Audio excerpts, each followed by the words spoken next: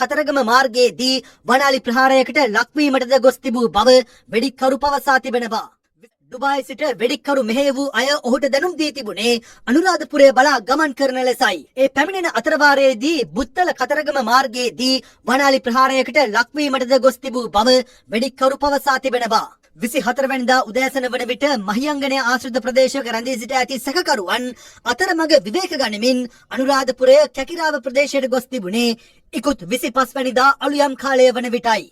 වෙඩික්කරු සහ යතුරු පැදිකරු මද්‍රව්‍ය භාවිතයට තදින් ඇබ්බැහි වී සිට ඇති අතර කැකිරාව ප්‍රදේශයට පැමිණීමෙන් පසු ඔවුන් දෙදෙනාට මද්‍රව්‍ය භාවිත කිරීමේ දැඩි අවශ්‍යතාවක් මතුව ඇති අතර එම අවශ්‍යතාව සපුරා ගැනීමට උත්සාහ කර ඇත්තේ කැකිරාව නගරයේ සිටින වඩේ වෙළෙන්දකු මාර්ගයෙන්. නගරයේ තැබෑරුමක් අසලදී වඩේ වෙළෙන්දා මුණ ගැසී මද්‍රව්‍ය මිලදී ගැනීම සඳහා මුලින් රුපියල් 25000ක මුදලක්ද ඔහුට ලබා දී තිබෙනවා. අනතුරුව තවත් අවස්ථාවකදී තවත් රුපියල් 25000ක් එම වඩේ වෙළෙන්දාට ලබා දී ඇති අතර එම මුදල්ද රැගෙන ඔහු පලා ගොස් තිබූ බවටයි අනාවරණ වුණේ.